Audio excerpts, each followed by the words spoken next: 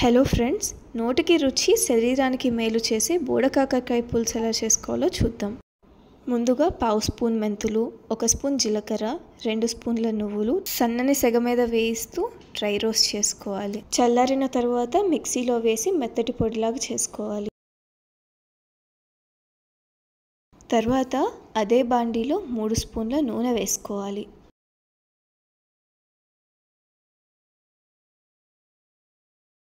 నూనె వేడెక్కిన తర్వాత తాలింపు దినుసులు వేసుకోవాలి. నిమిషం పాటు మంచి సువాసన వచ్చేదాకా వేయించాలి.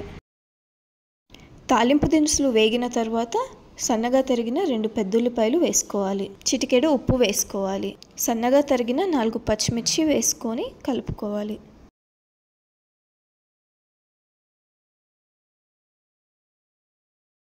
ఉల్లిపాయలు రంగు మారాక కచ్చాపచ్చాగా దంచిన 5 వెల్లుల్లి రెమ్మలు వేసుకోవాలి.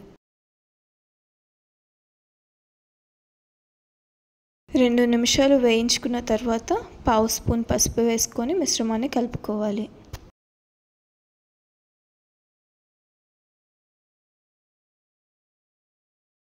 తర్వాత శుభ్రంగా కడిగి మీడియం సైజ్ ముక్కలుగా కట్ చేసుకున్న ఆకాకరకాయ ముక్కలు వేసుకొని మొత్తాన్ని కలపాలి. మూత పెట్టి ఆ ముక్కలను మగ్గించాలి. ముక్కలు బాగా మగ్గాక 2 స్పూన్ల కారం, సరిపడా ఉప్పు వేసుకొని కలుపుకోవాలి.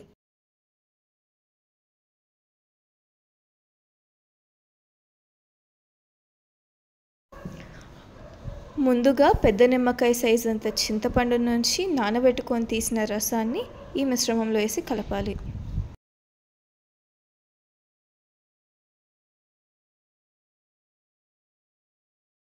చింతపండు రసం ముక్కలకి పట్టేంత వరకు మూత పెట్టి సిమ్లో ఉడకనివ్వాలి.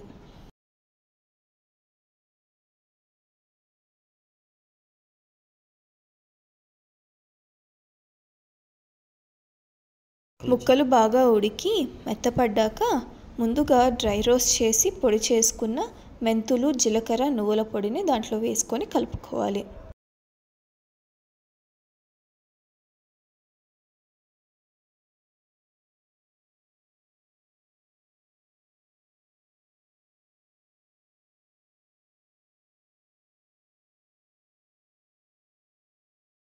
బాగా కలుపుకున్న తర్వాత మూత పెట్టి 2 నిమిషాల పాటు సిమ్లో ఉడకనివ్వాలి.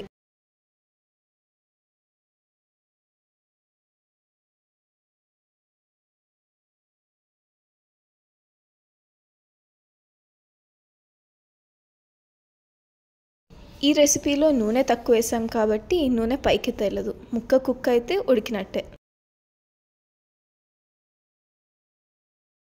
చివరిగా కొత్తిమీర వేసి స్టవ్ ఆపేసుకోవచ్చు. ఇంకా కూర రెడీ. ఈ కూర అన్నంలో, చపాతీలో దేంట్లో అయినా అద్భుతంగా ఉంటుంది. నోటికి రుచితో పాటు శరీరానికి ఎంతో మేలు చేస్తుంది. ఎన్నో ఆరోగ్య ప్రయోజనాలు కూడా ఉన్నాయి. ఇంకెందుకు ఆలస్యం, మీరు కూడా చేసుకొని తినేసేయండి.